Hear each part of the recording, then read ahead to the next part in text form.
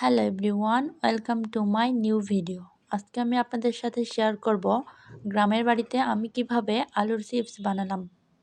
First আমি এখানে আলুগুলোকে পিস পিস করে কেটে নিয়েছিলাম। তারপর 2 থেকে 3 বার ধুয়ে নিয়েছি। তারপর আবারও পানিতে রেখে দিয়েছি। এমনি পানি ছাড়া রাখলে কিন্তু কালো হয়ে যাবে, সেজন্য আমি পানিতেই রাখছি। চুলাতে কড়াই বসিয়ে দিয়েছি।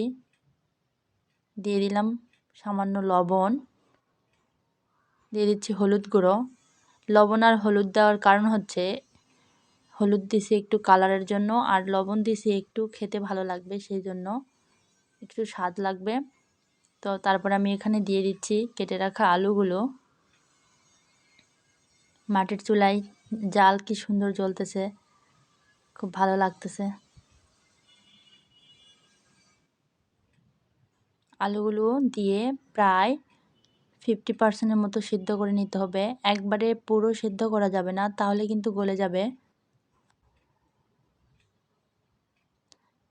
একটু পরপর কিন্তু নাড়াচাড়া করে দিতে হবে, নয়তো নিচেরগুলো সিদ্ধ হবে, উপরেরগুলো হবে না। জাস্ট একটু ভাপিয়ে নিব আর কি।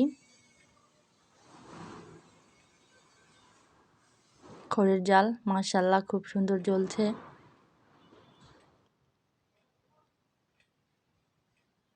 এই তো একবার আমি ভাপিয়ে নিয়েছি, তারপর ঢেলে নিলাম, পানিগুলো ছড়িয়ে নিয়েছি।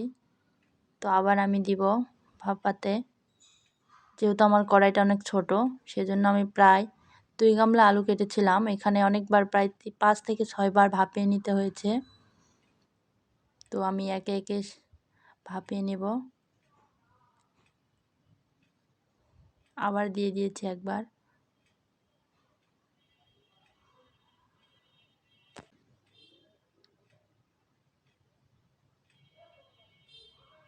আর এগুলো পাঁপড় বানানোর জন্য যদি রাতের বেলা আলুগুলোকে কেটে রাখেন পানিতে ভিজিয়ে, তাহলে পাঁপড়টা অনেক সুন্দর হয়।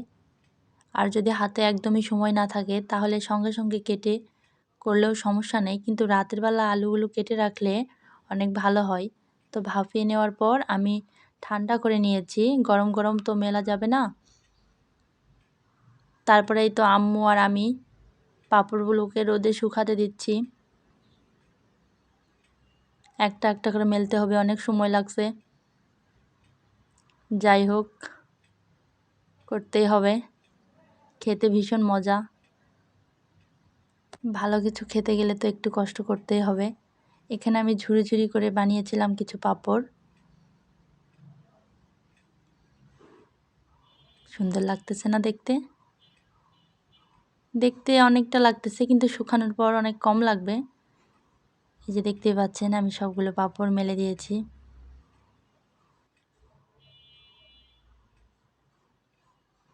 রোদে অনেকটা শুকিয়ে গেছে প্রায়। এগুলো করতে করতে এগুলো একটু মোটা মোটা করেছিলাম, ফ্রেঞ্চ ফ্রাইয়ের মতো আর কি।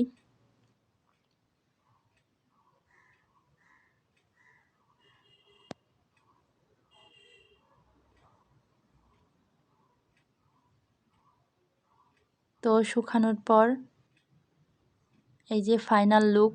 প্রায় 2 দিন লাগছে শুকাতে। এখন আমি পাঁপড়গুলো তেলে ভাজবো। চুলাতে কড়াই বসিয়ে দিলাম, দিয়ে দিচ্ছি রান্নার সাদা তেল। সয়াবিন তেলেই ভাজতে হবে, সরিষার তেলে ভাজলে খুব একটা ভালো লাগে না খেতে।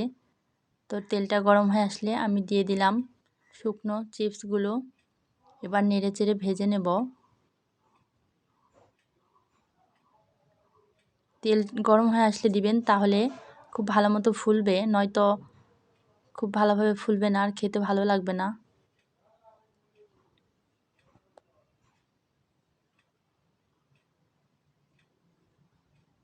আগেরগুলোতে আমি হলুদ দেইনি, সেজন্য একটু সাদা সাদা লাগতেছিল।